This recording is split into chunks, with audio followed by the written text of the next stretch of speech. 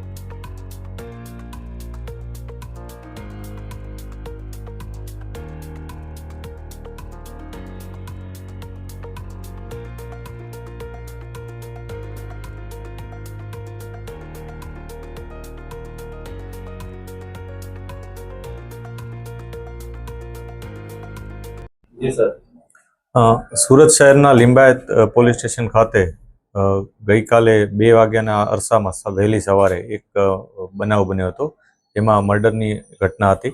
આ બનાવ અનુસંધાને પોલીસે તત્કાલ ત્યાંથી જે ઘટના બની હતી ત્યાંની વિગતો ચકાસવાની શરૂ કરી અને તરત જ જે ગણતરીના કલાકોમાં જે આરોપીઓ હતા એને આઈડેન્ટિફાઈ કરી અને એને પકડી પાડ્યા છે। આ આરોપીઓમાંથી એકનું નામ ભગવાન મંગલુ સ્વાઈન છે અને બીજાનું નામ છે દીપક કુમાર સરજુ પ્રસાદ સિંઘ। આ 2 આરોપીઓની પોલીસે ધરપકડ કરી છે। આ ઉપરાંત અન્ય 2 આરોપીઓ પણ આમાં સંડોવાયેલા છે। એમાંથી સ્થળ ઉપર મારનાર તરીકે અન્ય એક વ્યક્તિ અબરાર લસ્સી કરીને છે, પોલીસ હજી એને શોધી રહી છે। આ ઉપરાંત ચોથો વ્યક્તિ અશફાક કરીને છે। આમાં મૂળ જેનું કહી શકાય એ અશફાક છે કે અશફાકનો ઝઘડો જે મરણ જનાર છે એના સાથે થયો હતો અને એ ઝઘડા અનુસંધાને અશફાકના મિત્રો હતા, તો આ લોકોએ નક્કી કરેલ કે આને કઈ ને કઈ રીતના પાઠ ભણાવવો છે। એ પ્રકારની માનસિકતા સાથે એ લોકો આવ્યા હતા। ત્યાં જઈ અને એના સાથે આવી રીતના મારામારીનો બનાવ કરી અને એની હત્યા નિપજાવી હતી। આ બનાવ અનુસંધાને પોલીસે અન્ય જે 2 આરોપીઓ છે એની પણ ધરપકડની અત્યારે પ્રક્રિયા ચાલુ છે। જે ઘટના છે એમાં 2 આરોપીઓ જે પકડાયા છે, દીપક કુમાર અને ભગવાન મંગલુ સ્વાઈન, આ બંને વિરુદ્ધ અગાઉ પણ એક ગુના છે, જેમાંથી દીપક કુમાર વિરુદ્ધ ડિંડોલી ખાતે કોરોના વખતેનો જે 188નો કેસ હતો એ અને જે જાહેરમાં જુગાર રમીને કરતો હતો એ પ્રકારનો કેસ નોંધાયેલો છે। આ ઉપરાંત જે અન્ય વ્યક્તિ છે ભગવાન સ્વાઈન, એના વિરુદ્ધ 135 જીપી એક્ટ 135નો ગુનો નોંધાયેલો છે।